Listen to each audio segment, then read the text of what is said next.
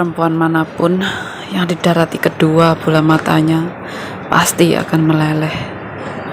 Tapi belum tentu 1000 wanita yang di depannya akan mendapatkan hal itu. Karena dia alergi dengan lawan jenis. Tahukah kamu siapa dia? Dialah seseorang yang telah hidup 8 tahun bersamaku, yang juga telah menandatangani kertas dari KUA itu. Ia juga yang selama ini telah mencukupi kebutuhan hidupku. Aku dengannya telah dikaruniai buah hati. Tapi seingatku kami tidak pernah tidur seranjang.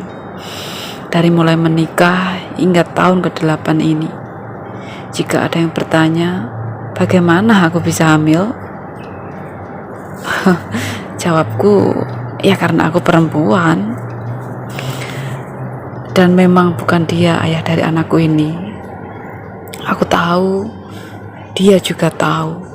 Kami sama-sama tahu. Tapi aku tidak pernah menduga bahwa dia akan memperlakukanku seperti ini. Dulu, sebelum kami menikah, aku adalah sahabat pacarnya.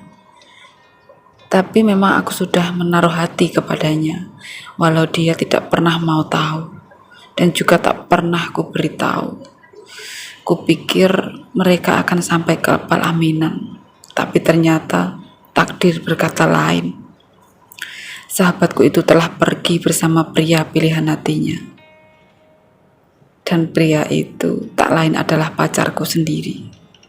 Padahal kala itu pacarku telah menitipkan benih di rahimku. Aku baru tahu setelah dokter memberikan ucapan selamat kepadaku atas benih yang telah menjadi janin di perutku.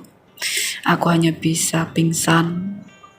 Mau menuntut pertanggungjawabannya itu sangat tidak mungkin. Karena semua ini bukan utuh kesalahannya. Dan proses benih ini dulu kami lakukan atas dasar cinta.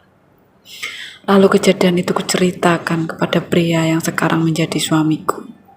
Karena aku tahu dia adalah satu-satunya orang yang akan paham dengan apa yang aku rasakan waktu itu.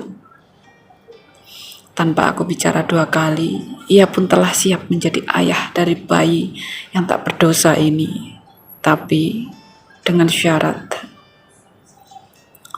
jangan sampai kamu beritahu dia bahwa anak ini adalah benih dari mantan pacarmu. Percayalah, aku akan mencukupi semua kebutuhan kalian. Aku pun paham niatnya. Dia hanya tidak mau melihat mantan kekasihnya itu terluka atas kejadian ini.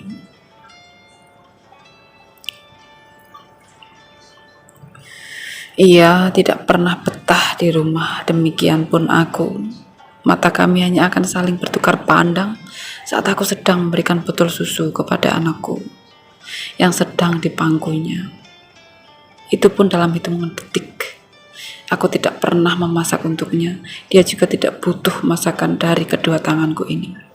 Ia lebih memilih makan di luaran bersama teman-temannya daripada di rumah bersamaku. Melihatku baginya adalah siksa.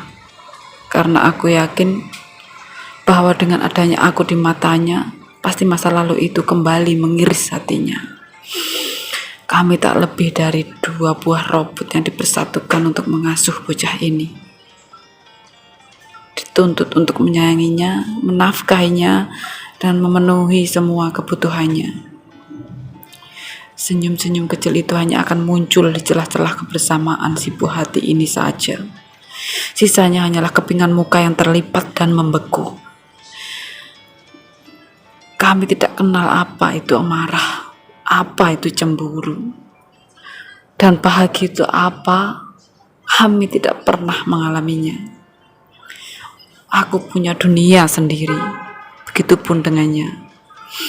Tapi akhir-akhir ini aku sering melihatnya jauh berbeda dari hari sebelumnya. Dia jadi sering sibuk dengan HP-nya dan sering juga tersenyum bahagia tiap kali menatap layar Android itu.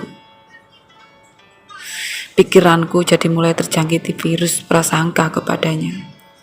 Mungkinkah dia jatuh cinta lagi? Ah, tidak mungkin. Dia kan alergi sama lawan jenis. Semua pertanyaan yang muncul di benakku, ku jawab sendiri. Tapi rasa curiga ini masih tetap bercokol di dada. Bibir ini ingin sekali melontarkan kalimat selidik. Tapi nyali semakin kerdil. Aku ini siapanya? Dia itu siapaku? Bukankah selama ini kita bisu, tuli? Toh, meski demikian kita tidak pernah kok bertengkar, apalagi berpisah. Aku masih yakin dia itu alergi sama lawan jenis. Aku mencoba tak berpakaian di depannya saja, dia malah bersembunyi seperti sedang melihat hantu.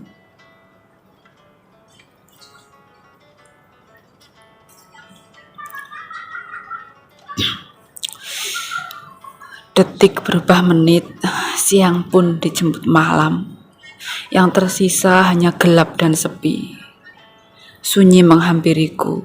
Ku coba menatap langit biru. Yang tersisa hanya kerlip bintang nan jauh di sana. Ku dengar suara, kukira itu suara televisi di kamar sebelah. Ternyata telingaku salah. Itu suara lelaki yang kusebut suamiku itu. Dia sedang bersenda gurau dengan layar Androidnya. Dia begitu bahagia hingga lupa kalau di kamar sebelahnya ada aku. Iya, aku yang sedang menidurkan anakku. Tak terasa hati ini teriris perih. Apa ini rasanya cemburu? Oh, pasti bukan. Ini hanya salah paham. Tetapi lagi-lagi aku penasaran, ingin sekali mengintip apa yang sedang ia bicarakan. Dengan siapa? Dengan laki-laki atau perempuan? Tetapi penasaranku masih kalah lagi dengan kebiasaanku yang selalu percaya bahwa dia alergi dengan lawan jenis. Pokoknya dia alergi dengan lawan jenis, titik. Besok paginya, ponsel itu tergeletak di atas meja sebelah sofa lusuh yang tersulap menjadi ranjang tidurnya. Nada dering mengalun lembut dari mulut layar Android itu. Terpampang jelas foto profil seorang gadis berambut pirang, sebahu, dengan bulu mata lentik, berhidung bangir, dan berparas sangat menarik. Yang bergetar benda kecil di atas meja itu. Tetapi kenapa seluruh tubuhku ikut gemetaran dan panas dingin? Tangan ini tidak sabar ingin mencomotnya dan ingin segera mengobok-obok isi ponsel itu. Apalah daya diri tetap tak berani.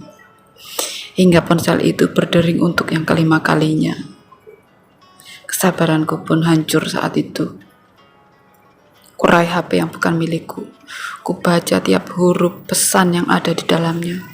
Kuurutkan dari yang paling atas, lalu kutarik sampai ke yang paling bawah.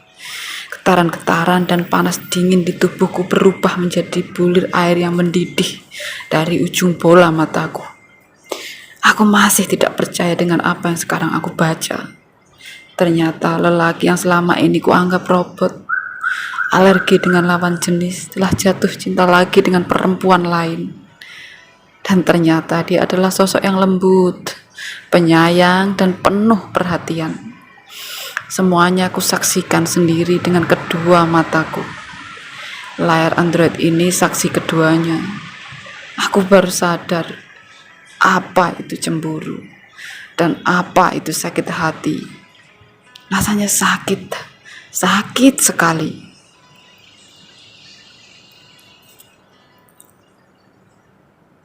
Dan aku pun dikagetkan oleh daun pintu rumahku yang terbuka sendiri. Ternyata di baliknya ada dia.